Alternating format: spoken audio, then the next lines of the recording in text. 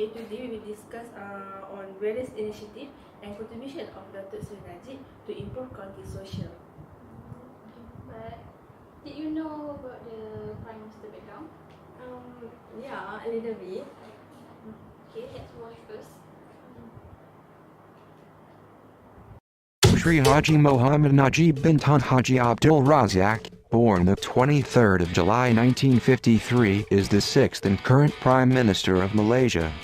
He was sworn into the position on the 3rd of April 2009 to succeed Abdullah Ahmad Badawi. He is the president of the United Malays National Organization, the leading party in Malaysia's ruling Barisan Nasional Coalition.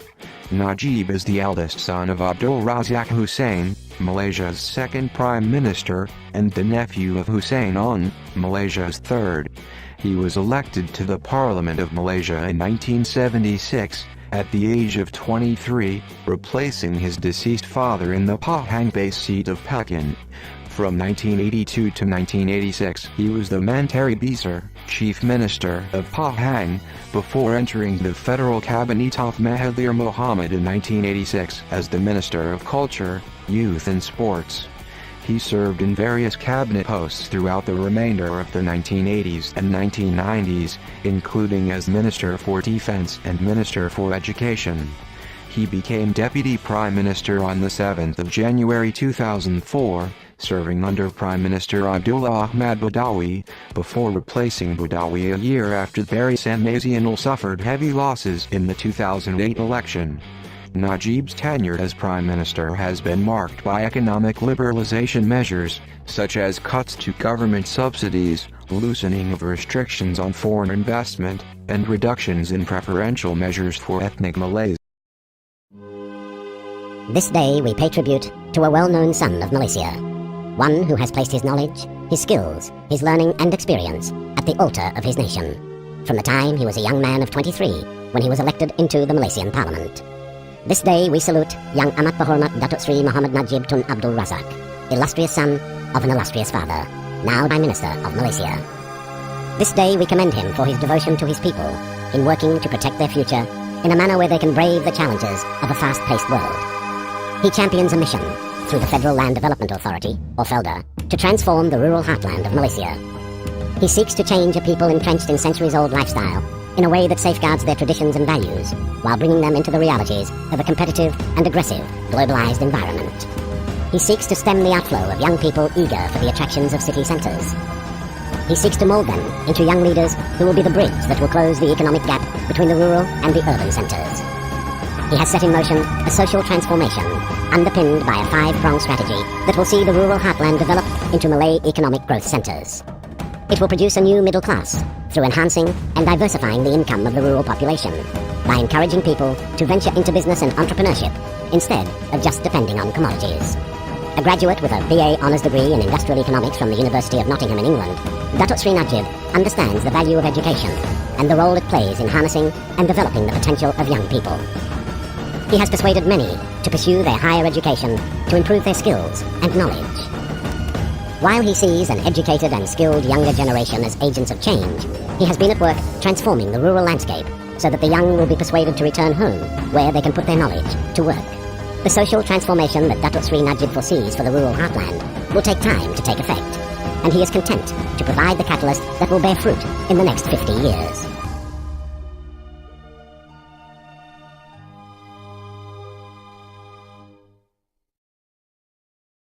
Oh, this is the background of Datuk Seri Najib. Do you guys know about the social impact exchange? No. Yeah, we don't really care about it. Can you please explain to us? Oh yeah, sure. The Social Impact Exchange, or SIX, is to further strengthen the innovation culture in the industry. It was the Malaysian first way for impact exchange to channel untapped corporate resources to high-performing social purpose organization (SPOS). And Dr. Srinajit said that the exchange was designed to parallel a traditional stock exchange and would be the focal point of funding SPOS and their intervention project. And besides that, it is aspiration to create the center which was aimed at stimulating and accelerating innovation, capacity building, and the commercialization of product and invention of the future.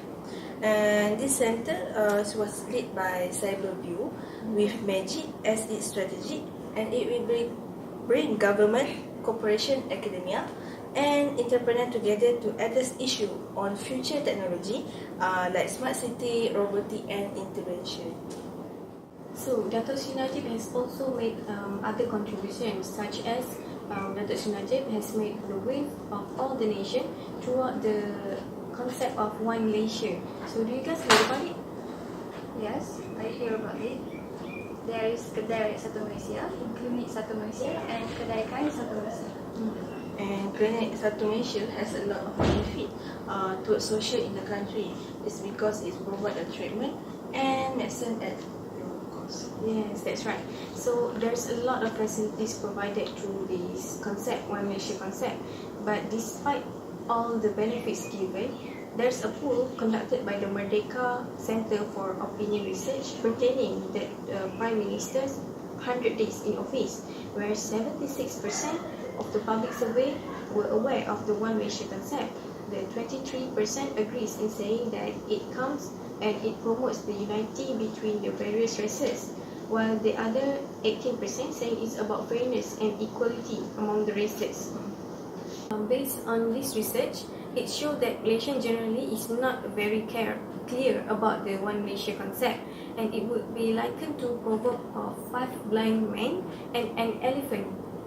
As I have to illustrate to you guys for more understanding, the blind man was holding each part of the elephant. So each man has focusing on what they clear about, what they touch. So one man saying it is a snake, and one man saying it is a tree. So the meaning to different quarter of the society has been differentiated from what's the perspective of the person. And to certain quarters, this is probably just an alternate version of the Malaysia concept. And to some others, One Malaysia is merely synonymous with national unity or kindred spirits amongst Malaysia's diverse population, otherwise known as Semangat Muhibah.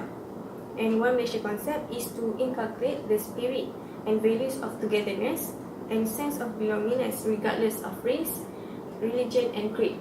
So, based on the One Malaysia concept, do you remember about the 13 May tragedy? Yes, it caused 143 people of death, and the racial riots leads to the darurat by the YDPA. Yes, the tragic event of 13 May had made the government of the day realize that the matter of racial harmony, certain measures were drawn up as to find the equilibrium which works for everyone. And for instance, the new economic policy was introduced as a means to tackle the great economic disparity between races in Malaysia, to eradicate the poverty of regardless of race. And now, many years later, the issue of achieving racial harmony is still top priority. And One Malaysia is described as being intended by the Prime Minister's personal website that provide a free, open forum to discuss the things that matter deeply to us as a nation. It provides a chance to express and explore the many perspectives of our fellow citizens. So what makes Malaysia unique is the diversity of our peoples. And One Malaysia goals is to preserve and enhance this unity in diversity, which has always been our strength and remain our best hope for the future. And I hope this website will initiate and open our vital dialogue exploring our Malaysian identity, purpose and direction. Can you share the website name of the content that you have talked about? It's from www.onemalaysia.com.my. Okay, and I'll continue about my One Malaysia concept.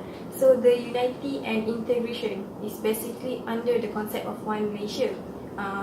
There are lots of values, but I will talk about the unity and the integration. So when speaking of unity, in Malaysian context, almost instantly the first thing that comes to mind in all races is together hand in hand in harmony. So the need for all those sort of unity is true in Malaysia's current situation. So Malaysia is not only made up of the Malays, Chinese and Indians, it also made up of the Peninsula and East Malaysia, the rich and the poor, the government and the opposition. All those are under the same unity of nation. Avi, when you hear about women, what do you think? Is that women just only managing the household? Yes, I think women should doing the household, but I think women should also go to work to support his family financial and indirectly will help to the economic growth of the nation.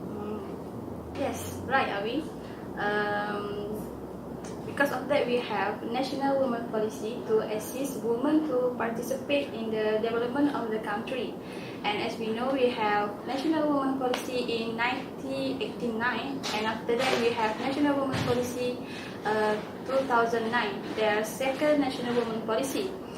And the second National Women Policy is launched by the Yang Berhormat Datuk Seri Najib in 25 August 2009.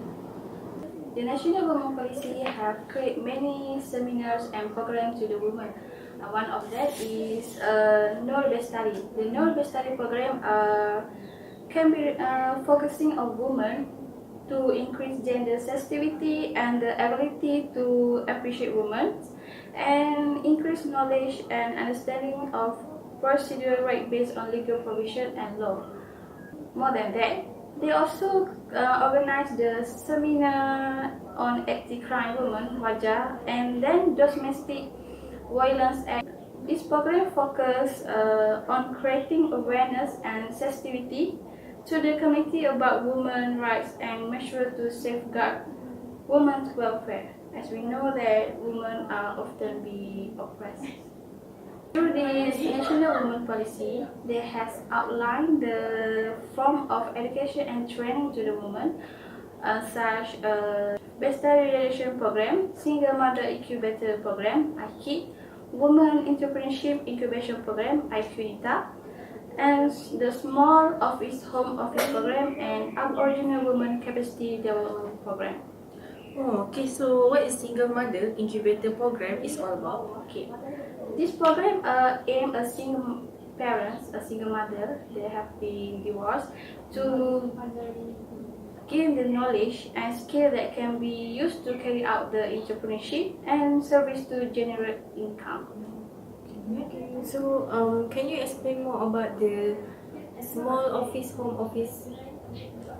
This program participate with 3 months intensive training to enable them to work independently at home without having to compromise on routine family. So guys, there are many initiatives and contributions that Datuk Seri Najib has done to us Malaysian people. Yeah.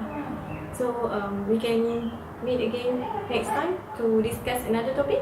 Sure. Okay.